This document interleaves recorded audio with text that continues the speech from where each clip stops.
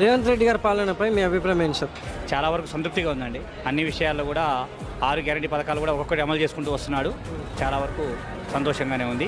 సరే, రైతు భరోసా కూడా ఇది కూడా అమలు చేస్తున్నాడు కాబట్టి బీ హ్యాపీ. బియ్యం వస్తున్నాయి, మరి మాకు గ్యాస్ పైసలు పడుతున్నాయి, కరెంటు మాఫ్ అయింది. మరి మా ఇండ్లు ఉన్నోడికి మరి పొలాలు ఉన్న వాళ్ళకి పైసలు పడుతున్నాయి. పొలాలు లేని వాళ్ళకి ఏ పేద వాళ్ళకి అన్నది మనం ఆదరించాలి. ఆదరించకుండా ఆయన రేవంత్ రెడ్డి అందరినీ చూసి మరి చేస్తాడు కాబట్టి ఆయనకి ధన్యవాదాలు. నాకైతే మంచిగా అనిపిస్తుందండి రేవంత్ రెడ్డి గారిది. ఎందుకంటే మాకు రుణమాఫీ చేసిండు. అప్పుడు కేసీఆర్ 10 సంవత్సరాలు కూడా రుణమాఫీ 1 లక్షే చేయలేకపోయిండు. ఈయన మాత్రం మాకు అందరికీ చేసిండు. 2 లక్షల లోపు ఎవరో ఒకరు మంచిగా చేసిండు. ఇప్పుడైతే కొంచెం మంచిగా అనిపించింది. వర్గీకరణ విషయం అయితే ఏం లేదు. అయితే రైతులకు కూడా కొంచెం రుణమాఫీ విషయంలో అయితే కొంత వెసులుబాటు కనిపిస్తుంది. అదే రీతిగా ఇప్పుడే తొందర ప్రతిపక్షాలు విమర్శించినప్పుడు కూడా ముందుకు పోయే పరిస్థితి ఏర్పడింది.